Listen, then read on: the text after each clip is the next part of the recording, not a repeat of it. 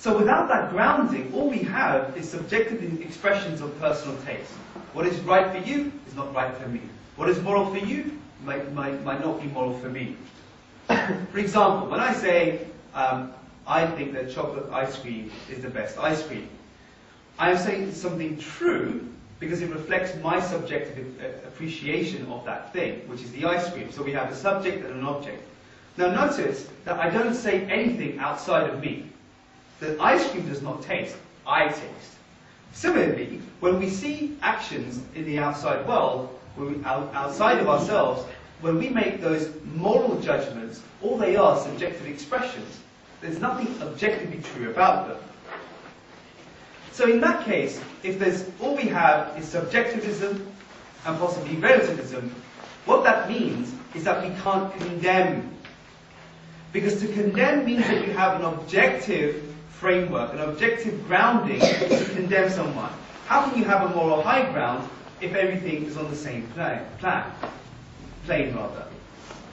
It doesn't work that way. That means that we can't condemn the likes of Hitler, we can't condemn oppression, we can't condemn crime without that foundation. Shelley, it seems like there are a lot of people are hung up on the Nazis. Yeah.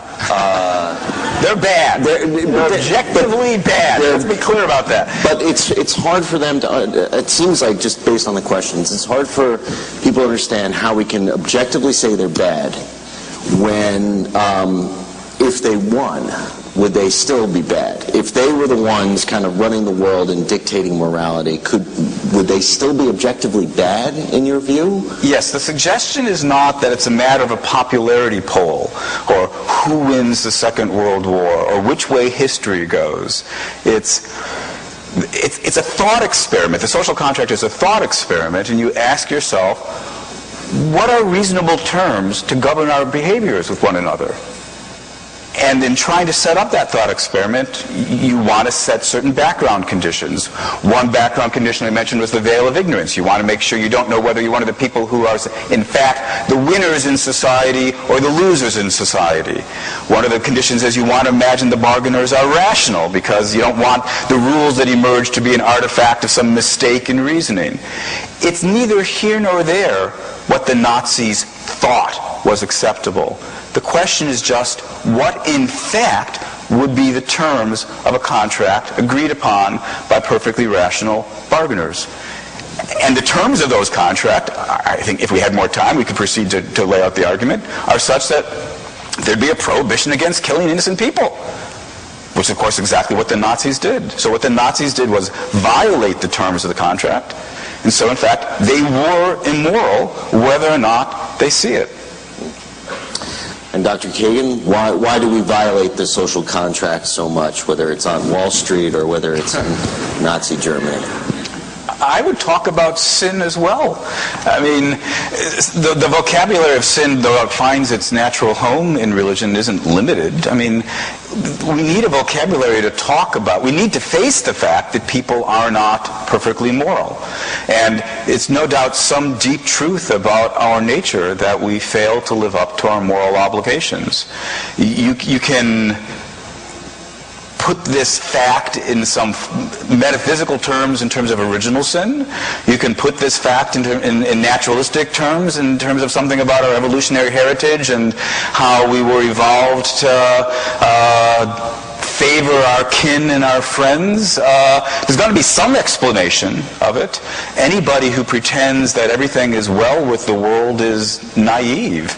The claim that there's objective morality is not, and that perfectly rational beings would agree to its terms and thereby ground from the basis of objective reality, is not any kind of claim that we are perfectly rational, that we behave perfectly rationally. In trivial terms, this is a completely familiar fact. You're on a diet, and the piece of chocolate cake calls you from the refrigerator, right? So you know you shouldn't do it, you do it anyway. That's what people are like. Interesting question why that's so, but I take it there's no disagreement at all that it's so. And the naturalist, I think, is no more at a handicap in terms of offering explanations of that fact. What about ways of preventing it? Do you have have any thoughts on that? I mean, are there ways of controlling, it's sort of instilling the social contract a little bit better?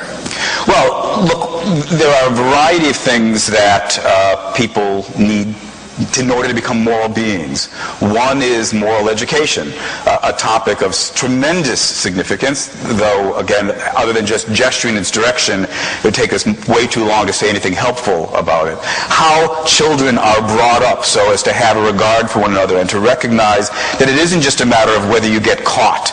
It isn't just a matter of whether you're going to get punished, but that this is another human being you're dealing with, and as such, you have to have respect for their interests. You know, moral education is crucially important. Moral community is crucially important. And not to be naive at all, the state is crucially important. I mean, there's certainly one thing that Craig's theism provides him that I lack. He has a cosmic enforcer, which provides a kind of motivation that I can't appeal to. So I've got to hope I can assemble materials here on Earth. So if the question is, what's the explanation of the fact that so many societies have had morally appalling moral codes, the answer, in part, is it takes a while for civilization to work its way up to recognize moral truth, just as it takes a while for civilization to work its way up to recognize truths in any other domain. So I believe in evolution. I believe for familiar, I was making a remark like this over dinner, that for familiar evolutionary reasons, we were built to think the world moved along roughly Aristotelian lines with regard to physics. It's bad physics, but it's understandable why evolution would select us to think that something like Aristotelian physics was so. Happily, evolution also implanted in us reasoning capacity to step back from the beliefs that it gave us at the ground level and to challenge them and to test them. And so we've worked our way up from Aristotelian physics, and similarly, it takes centuries to work our way up to the point at which we recognize that all people are equal. It takes centuries until we work our way up to the point at which we recognize that women count as much as men, blacks count as much as whites, and that animals count too.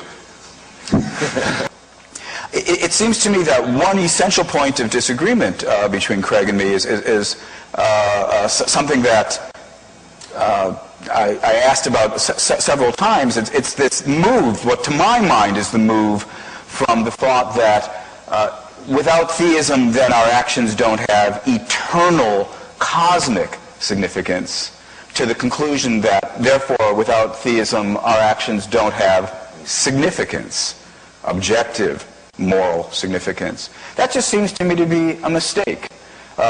It seems to me that if I love somebody, the reality of that loving relationship is valuable, of real value, of genuine, objective value, and it's not in any way threatened by the fact that I will die, my wife will die, my children will die, and eventually the universe will come to an end. The fact that billions and billions of years from now it's all going to be the same doesn't mean it's all the same now. I certainly want to concede that if you're looking for this kind of cosmic significance, atheism's not going to provide it for you.